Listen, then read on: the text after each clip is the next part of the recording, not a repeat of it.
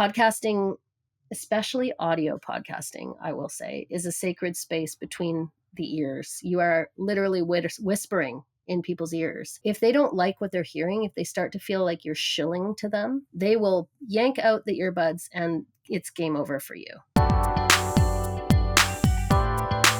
If we're going to be perfectly honest, many brand podcasts are either boring or they just sound like a commercial. To win the hearts and minds of your target audience, you need to create content that serves your listeners and is something they actually want to hear. So how can you achieve that, and what role does B2B marketing play in producing successful brand podcasts? Welcome to this episode of the B2B Marketers on a Mission podcast, and I'm your host, Christian Klepp. Today, I'll be talking to Jen Moss, who will be answering that question. She is the co-founder and chief creative officer of JAR Podcast Solutions, which helps create quality podcasts that earn trust. Tune in to find out more about what this B2B marketer's mission is. Okay. And I'm going to say, Jen Moss, welcome to the show. Thank you so much for having me. Great to have you on. We've had such a fantastic conversation before I hit record. I probably should have recorded this earlier, but in any case. Yes, if anyone needs any parenting tips, we've got your back. Absolutely. That book is coming out soon on Amazon. I'm just kidding. But Jen, really looking forward to this conversation because, man, we are going to cover a topic which, might rock the boat a little bit, but it's all, constructive and, it's all for the sake of growing in a positive way, right? I think so. At least I like to think so. That is the goal. Absolutely. All right. So here it comes.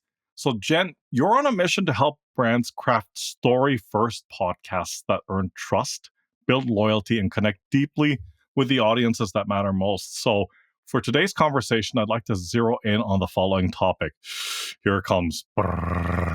How to fix boring brand podcasts. Ooh.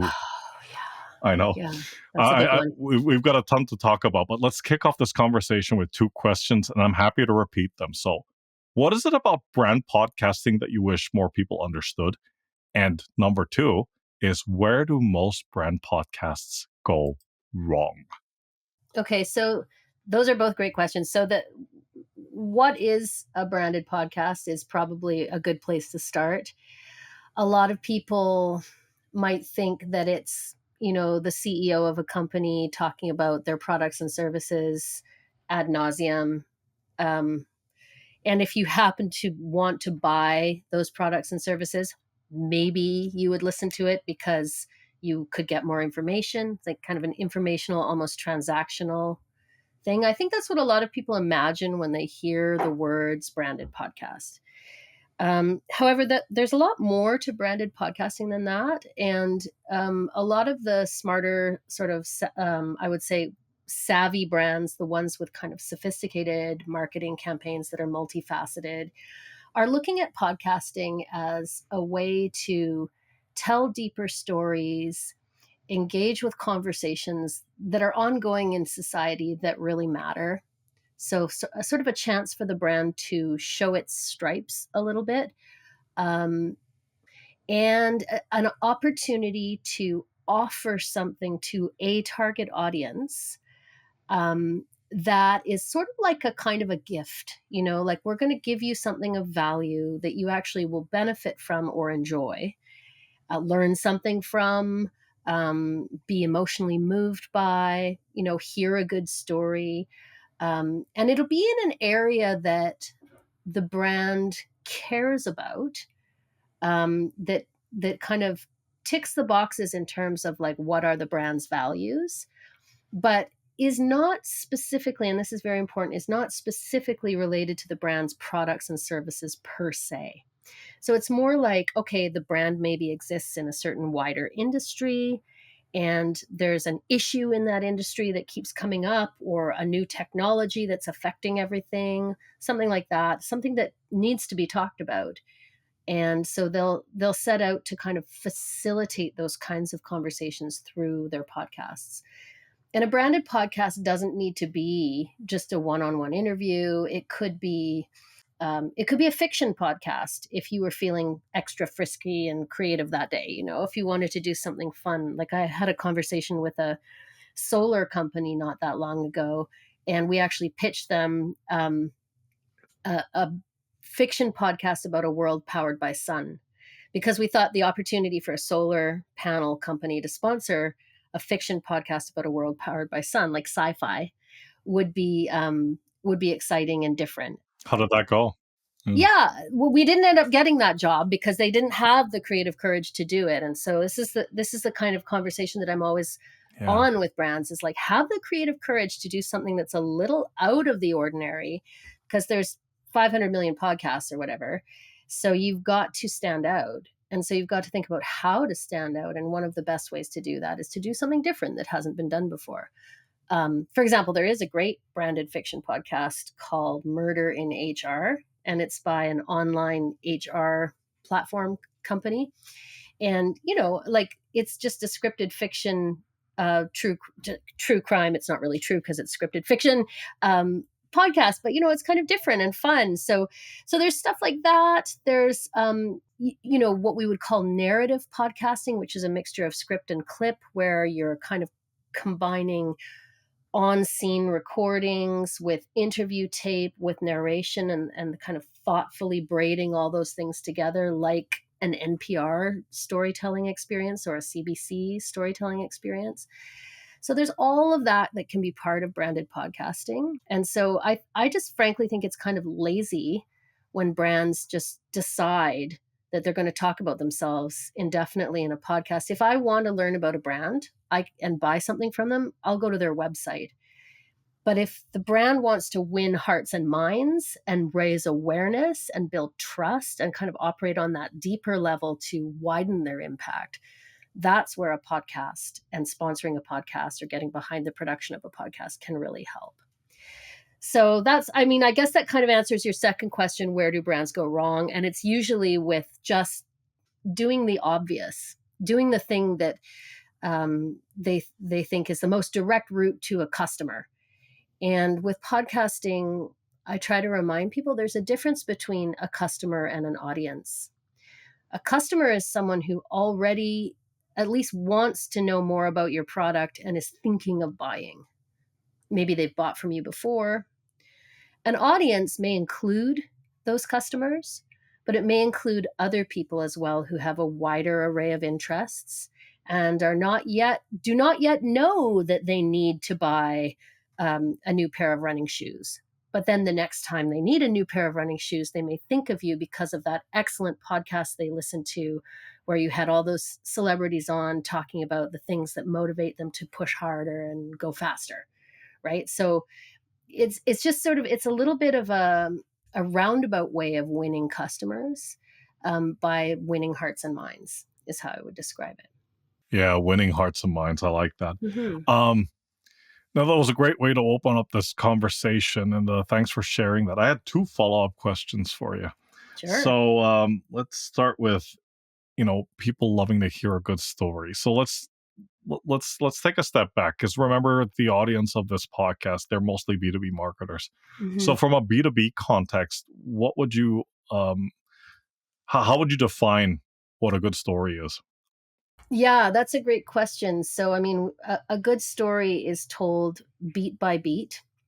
This happened, and then this happened, and then this happened. And here's the lesson we took from it, is one of the ways that it has been boiled down, I believe, by Ira Glass, icon of podcasting. So I think,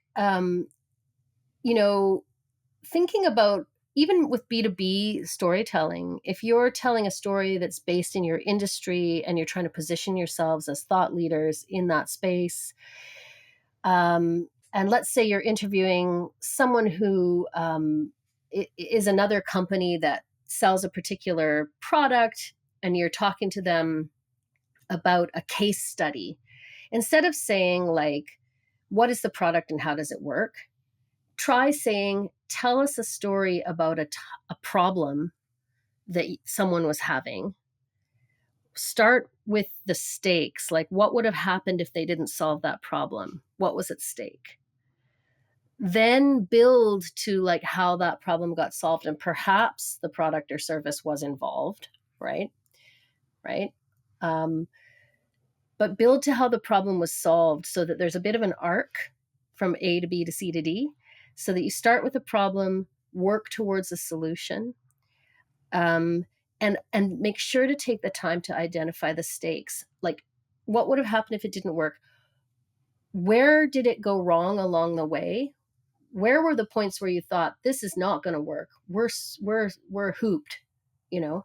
Um, Make sure that when you are telling stories, you're actually telling the whole story, not just the win. Not like, we solved it this way, and this way, and aren't we great? Nobody cares. That's just bragging, and it comes across very badly in podcasting. Podcasting, especially audio podcasting, I will say, is a sacred space between the ears. You are literally whispering in people's ears. If they don't like what they're hearing, if they start to feel like you're shilling to them, they will yank out the earbuds and it's game over for you, right? They'll go look at something else or go walk their dog, right? So you really have to just really focus in on the beat by beat. How are you going to hold attention throughout? You can also use sound design to support the tension arc of the story.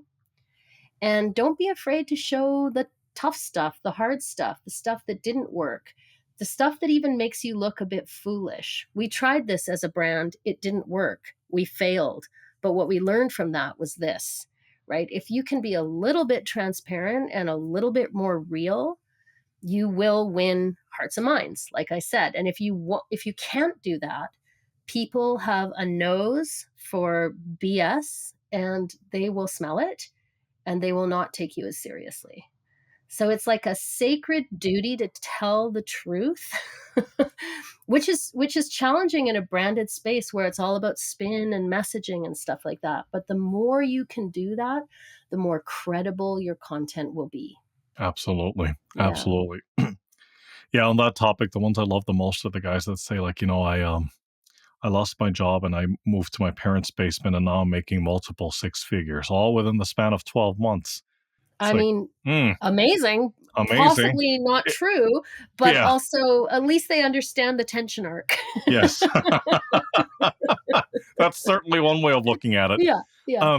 Second follow-up question, and I love this, like creative courage, right? Mhm. Yeah.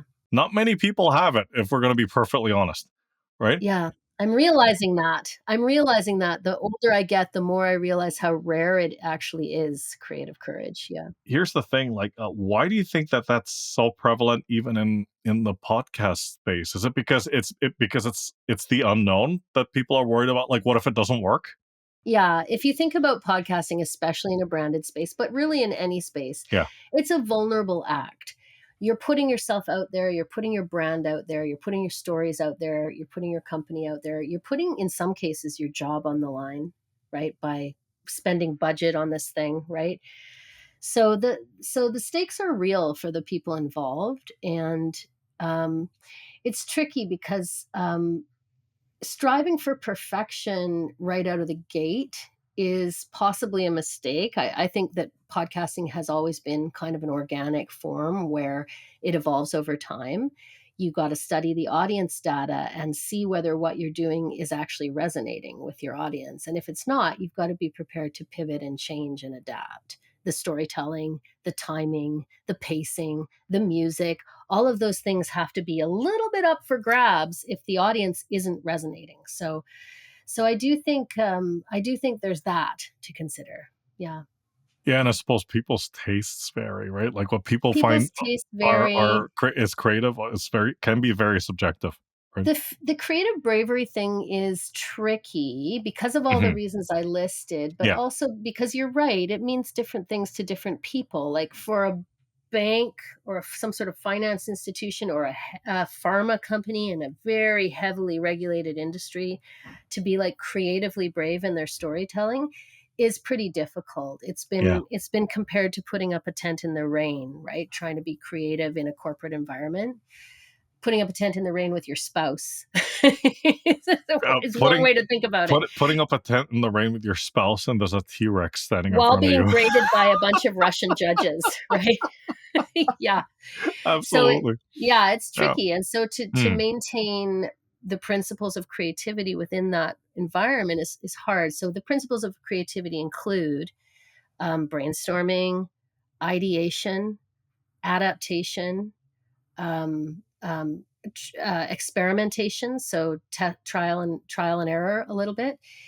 And eventually you, through that process, that iterative process, you arrive at a really great finished work of art, hopefully. But those people who have not been through the creative process and trusted a bunch of, flaky writers with their goals before, and I say that as a flaky writer, it can be hard to trust the creative process if you're not used to going through it.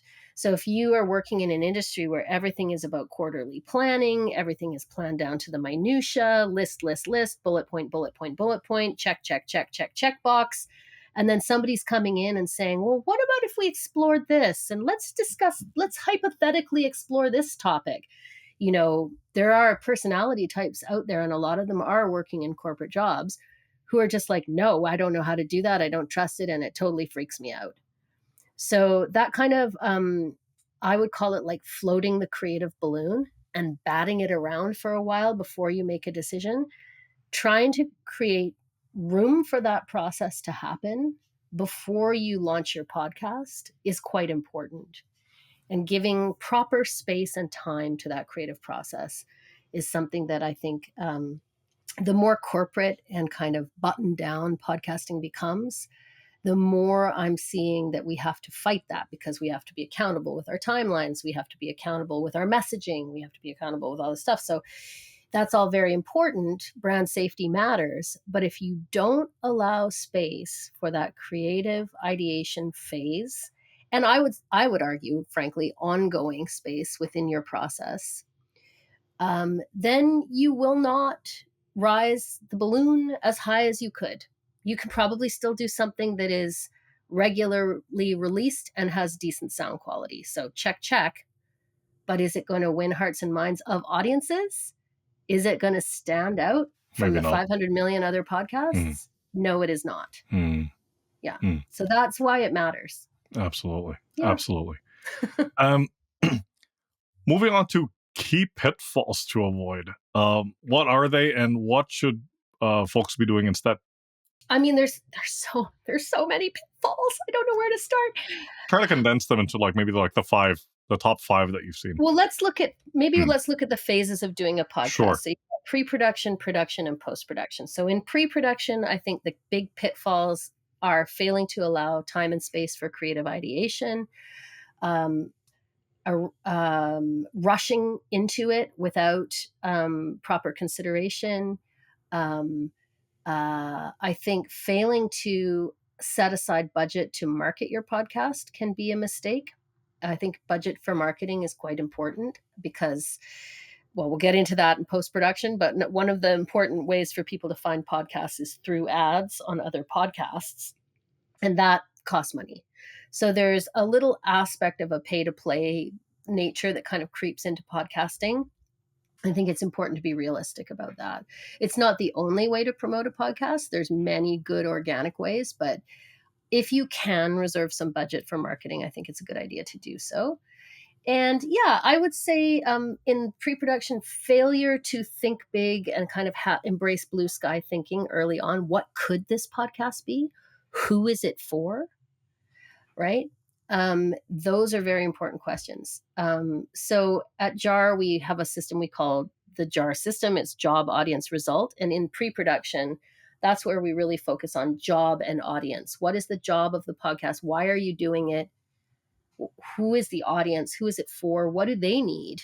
Where do they hang out? Are they on audio platforms? Are they on video platforms? Are they YouTubers? Who are you talking to and why is very important. So job and audience.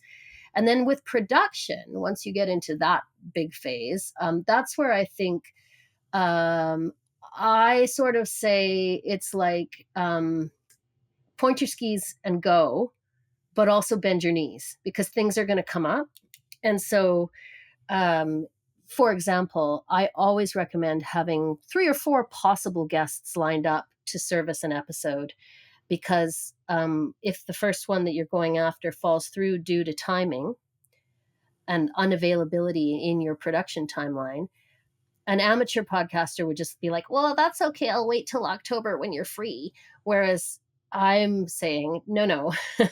If you want to do a podcast on this topic and it's important to do it now because timeliness matters, then you need to have a couple of other options that are backup options for that guest if they're unavailable. So things like that. So prepping backups to your backups for your guests is a really good idea so that you can keep your production moving forward and stay focused on the ideas that you've determined to explore. So making a plan and then doing your best to stick to it, I think, but keeping your knees bent critically within that plan. Some people have said, well, is it kind of like you write like a podcast Bible? And I'm like, no, it's more of a pirate code. But you do need to have a code. Like there needs to be a plan going forward, but it can change. And then post production, I think the biggest thing is people fail to study their analytics or fail to understand and interpret their analytics. So if you're not looking at your audience data, then you're not getting the most out of those analytics platforms. So you should be looking at your Spotify data, you should be looking at your Apple Podcast data, your YouTube data, the data from your hosting platform. At JAR, we use a company called Bumper. They're a Canadian company that does a really nice job of pulling together a dashboard, which shares a lot of valuable information about how your podcast is performing. So you can actually see things like, oh, I made a 30-minute podcast, but everyone's dropping off at 21 minutes. I wonder why. So either make it really much more interesting at the 21-minute mark or make a shorter podcast. That's what the audience data is telling you, right? So being receptive and flexible, keeping your knees bent throughout is very important. And then using that data to feed back into the creative cycle so that it becomes this circular process of testing and learning, studying the results, making changes, and you're gradually honing your podcast into something that your audience really, really responds to. So those are the pitfalls that we try to steer people through and around. That is a great list, and you probably, for those that are listening to the audio version of this, I was nodding the whole time. But one of the things that I would add in there, which I've seen happen, and it's happened to me, and I'm not going to say who it is, but like one of the things that they immediately did after having me as a guest on is they pushed me into a follow-up call, which, big surprise, was a sales pitch. Mm. It's like, thank you for being on our show. By the way, would you like to buy some advertising space in our magazine? Would you like to exhibit in our, upcoming event? For a small business, we only charge $10,000. It's not that much. It's like, for a lot of small businesses, that is a lot, right? Exactly. So it's kind of like, to me, if you think of it like dating, Mhm. you want to play a little bit cool. Like it's Sure. great. You can think of a podcast as a networking tool. Absolutely. But you have to just not be like Johnny Obvious about it, right? Yes. Like maybe wait a few months and then reach out and say, hey, we're having a special promotion and people who have been on our show get a reduced rate or something like that. Sure. Yep, exactly. Or just trust the universe. You could also try that, which would be, you and I had a great connection on this podcast. We chat very well. We even talked before the recording about parenting. So like we kind of click. So like if there were ever anything that we could help each other with, I'm sure we would at least be somewhat amenable to it. And maybe that's Yes. enough. Yes. Maybe Yes. that's enough, Yeah. right? Yeah, probably. Yeah. So I think, Yeah. yes, it's an opportunity to network, but it is also in the same way that, between people's ears is a sacred space. Also, when someone comes on your show as an unpaid guest, which most Mhm. podcasts, I think it's worth pointing out that most podcast guests are unpaid. Mhm. So they're doing that out of the sort of the free desire of exchange of ideas, Mhm. right? And so respecting that in and of itself is very important. And this is why podcasting has risen to such heights, is because it is really grounded in that kind of authentic communication where people are really trying to figure stuff out together. That's it. And it's wonderful and it's amazing. And so you got to respect that. You got to let that be enough sometimes. Absolutely. Yeah. Absolutely. Wow. So you've kind of touched on this already, but In our previous conversation, you mentioned that in podcasting, and this is not unique to just the B2B space alone, but like in podcasting in general, the story comes first, not the product or the promo. So please elaborate on that. No one is going to listen to a 30-minute ad, right? It's just not gonna happen. As soon as they detect the fact that you're selling, they're gone. Um, if you want to have some follow-up product information in your show notes, or I wouldn't necessarily recommend that, but you could, I suppose, or on your website, great. But the purpose of a podcast is not necessarily that sort of bottom of funnel sales. The purpose of a podcast is it's a top of funnel engagement opportunity, right? So you're really you can build trust, you can build awareness, you can reach new people, and the way you do that is by being relevant and authentic and telling good stories in a way that holds attention.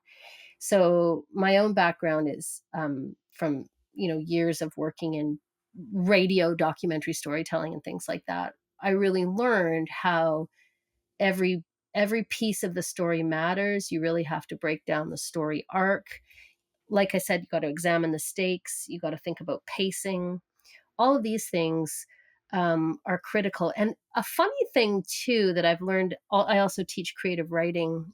And one of the lessons that I share with my students is that the more specific you are in your storytelling, the more it will resonate universally.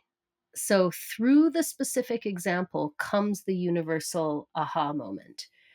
Whereas if you go in with a bunch of like I'm doing right now, if you go in with a bunch of principles like uh, here's what you got to do and here's the rules and you should follow these rules, 10 steps to heaven kind of formulas, um, that might work in a sort of like a bullet point list on the internet, but in podcasting that doesn't really work. It's more of a like, I mean, they say the devil is in the details, but I actually think so are the angels. Like, you really, like, if I were to tell you a story about a time I worked with a client, let me think of a real example.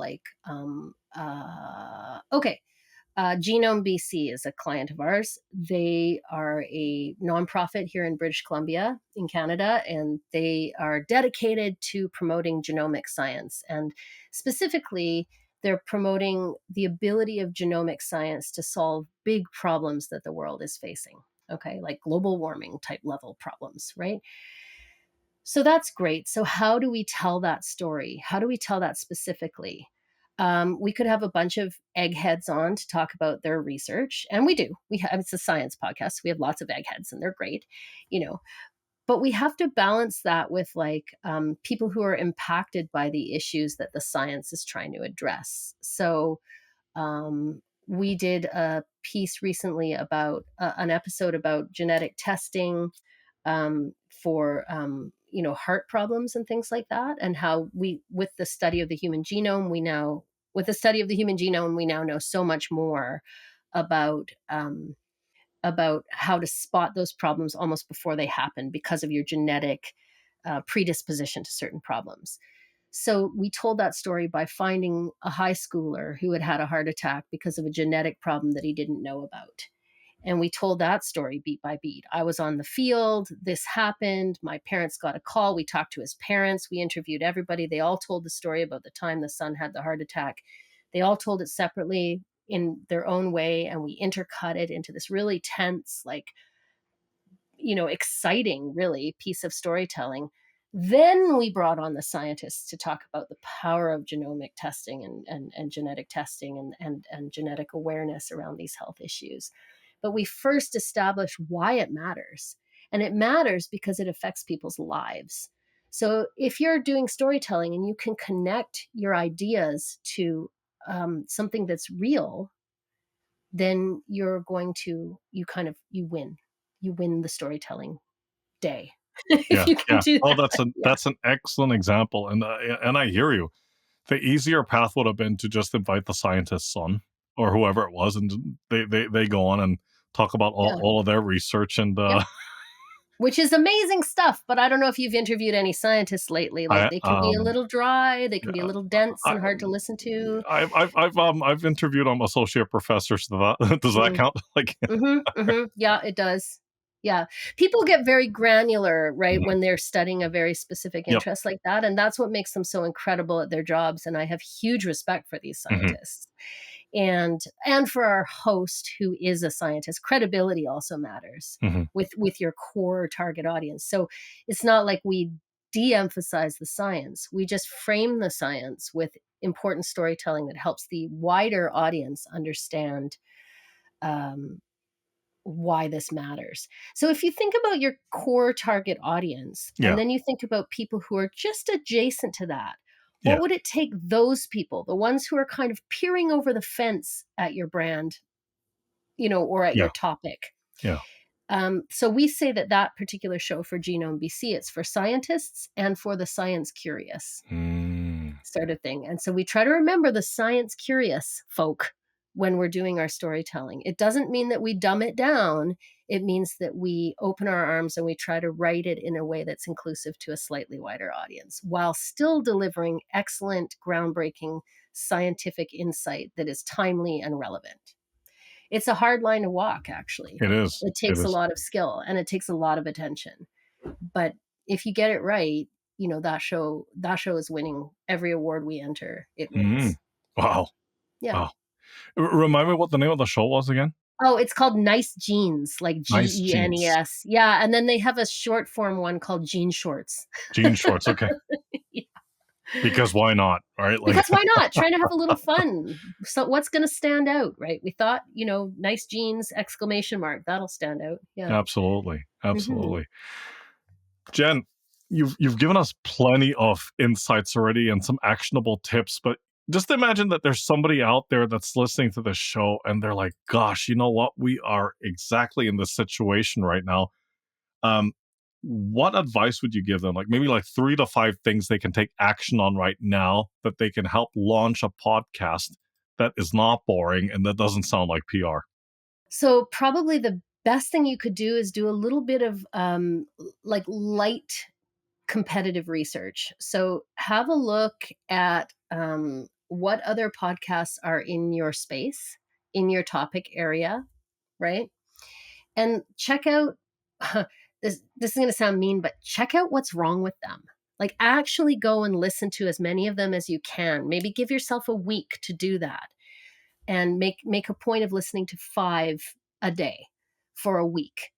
And then you'll start to see, okay, the vast majority of these, they don't have good sound quality, like the host doesn't have a proper microphone, or the vast majority of these, the lighting is terrible, or the vast majority of these, they're asking the same questions over and over again. And oh, I saw that guest on 3 different podcasts, right? So if that's happening, then ask yourself the next logical question, which is, how can we be different? How can we find our own kind of quadrant to step into? How can we rewrite the book here, and do something unexpected that still meets our values, that still targets the right audience, but does it in a way that is going to just shake things up a little bit and challenge people's expectations of us and our own expectations of ourselves? So don't take the lowest hanging fruit, at least until you've considered some of the other options. And it may be that you're like, no, I actually really want to do a straight interview podcast because I really want to have deep conversations with people like this podcast does. And that's great. But then, like, you've chosen that for a reason. Like, you've given it due consideration. And then within that, even within if you're planning to do a straight ahead interview podcast, there's no shame in that. But even thinking about, like, what would make your interview podcast different? So could you describe it at a cocktail party as like, it's the one where they blank, blank, blank, right? Could you describe it in one sentence? And is it going to be memorable, that sentence? Um, there was a show I used to watch years ago, and listen to, where um, what was it called? It was called Another Round, and it was one of the first shows where they would drink and podcast, but they would do a ton of political research. These two journalists, and then they would interview someone while getting increasingly sloshed, the guest and the two hosts, and they would get increasingly sloshed, and the questions would become more and more Oh no. ridiculous. But I mean, they were very successful. They were on WNYC. They had Hillary Clinton on when she was running for Whoa. president. So, Okay. like this is the kind of thing I'm saying. Like, I'm not saying everyone should drink and podcast. No. Let's be clear, that's not my message. Yeah. My message is what makes your podcast, what Correct. makes you distinct in the way you're delivering your podcast? What is your framing device? What is the lens that you're bringing to it? Yeah. Right? Yeah. No. No. I hear you. I hear you. Yeah. Mhm. So I think those would be my Mhm. biggest pieces of advice is just to spend the time trying to position yourself differently if you Mhm. can. Mhm. Yeah. No, fantastic, fantastic. It reminds me of, I think the show was called In the Hot Seat, and it was by a cybersecurity firm, and they were bringing in somebody that was, and I didn't actually realize there was such a role, but this is the person that's actually responsible for negotiating with cyber criminals. Whoa. I'm immediately interested. That's a pretty intense job, right? So, Yeah. when they have all that ransomware and what have you, right? Mhm. So this is the Wow. guy that negotiates, like, release all our data, right? So anyways, the host asks him the questions, and with every question, they're basically eating chicken wings with a different type of hot sauce. Oh, yeah, And yeah, and the yeah. more intense Hot the ones, question hot gets, ones, yeah, hot ones. Yeah, yeah, yeah. the more intense the question gets, the hotter the sauce becomes. Yes, that's a great show. They have all kinds of interesting people on it, and it's interesting to watch people's reactions shift as they get more and more overwhelmed by heat. Right? Yeah, so that's another super example of a Hmm. framing device. I mean, Yes. arguably that one's a bit of a gimmick. Sure. Sure. You don't necessarily need to do something that obvious. It might be something like, on this show, we always ask a certain question, or we're always trying to get at sort of, I would call it like, the underlying idea of this show is we're always trying to expose this concept, like maybe you're trying to prove that work life balance is important, and that's your overarching goal, and that's the lens that you bring to your all of your conversations that you have. So every time you're able to, you bring up that theme in some way and explore it with a new guest. So just whatever it is, whatever the lens is, or the device that you're framing with, it's just important to be intentional about that. Yeah, absolutely. Absolutely. All right, Jen. I have a feeling that you've been on your soapbox this whole time, but please just stay up there a while longer while I ask you this question. All right. And a status quo in your area of expertise that you passionately disagree with, and Mm, why? okay. Well, right now, Mhm. am I allowed to mention the AI Please. thing? Absolutely. Okay. Well, right now, there's a lot of discussion around AI driven content. And one of the ways that it's being sort of sold to people in the industry is, that it will allow you to put out more content quicker. And I can see lots of advantages to AI in the production pipeline. For example, it can be helpful with research if you're as long as you double fact check it. It can be helpful with, correcting certain things in editing. If a host mispronounces a word, or you need to do like, you need to remove some background noise, AI tools can be really, really helpful. So I'm not knocking AI. I teach it. For example, I teach creative writing for new media, and I'm very interested. I'm currently building an AI VR poetry machine with some students. So, I spent a lot of time thinking about AI, and I like it and hate it. It's a double-edged sword. But what I don't agree with is that we should be measuring the efficacy of a tool based on how fast and how often it allows us to put out content. I just don't think that an onslaught of mediocre content is what people want. I think it's killing the internet. Cory Doctorow would say he would call it the inshitification of the internet. And it is already happening, right? Yeah. Check it out. He's got a book out. Okay.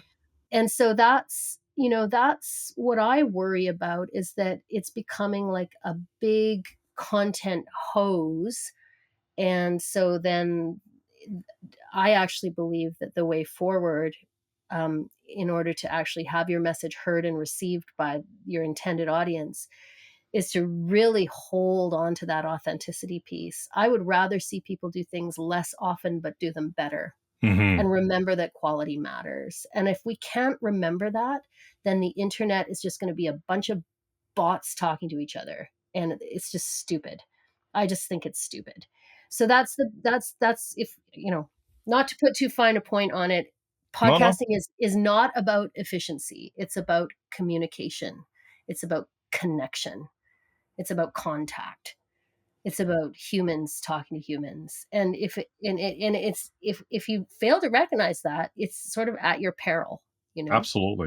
Yeah. Absolutely. And I mean, it goes back to the point you were making at the beginning of this conversation. I mean, if you want to create a show that stands out and that's different, right, then you probably shouldn't be churning out vanilla content, right, using AI. Doesn't work. I That's mean, not the way to do it, right? go ahead, but no one will listen to it. So you'll be able to be like, look, I tick, tick, tick. I put out this many episodes or this many social media clips or whatever it is. Mhm. But what are your consumption rates like? Yeah. Are the right people finding your content? Are they engaging with you? Is it moving the needle for you in terms of your goals, the job of the podcast? Like, these are all the things that people really need to consider before they sort of hop on the AI bus, I think. And again, I'm not a Luddite. Yeah. I use AI daily, Hmm. despite its rather terrifying environmental impact. Yeah. Yeah, but Absolutely. it's become almost a ubiquitous tool that's difficult to avoid in our line of work. But I do think that some people are really taking it too far, and it's because they're misunderstanding the mission. The mission is not volume and efficiency. The mission is connection. Absolutely. Absolutely. Jen, wow. What a conversation. Well, at the very least, this episode is not boring, right? Like, Hopefully so like not. I mean, I don't know. Ask my 20-something daughter. different strokes for different folks, I'm gonna say. But True enough. thank you so much for coming on and for sharing your expertise and experience with the listeners. So please, a quick introduction to yourself and how folks out there can get in touch with you. Oh, so the best way to get in touch with me would probably be through the Jar Podcasts website, jarpodcasts.com. And I'm also just Jen at jarpodcasts with an S.com. Fantastic. Fantastic. Once again, Jen Moss, thank you for your time. Take care, stay safe, and talk to you soon. Awesome. Thank you. Okay, bye for now. Bye.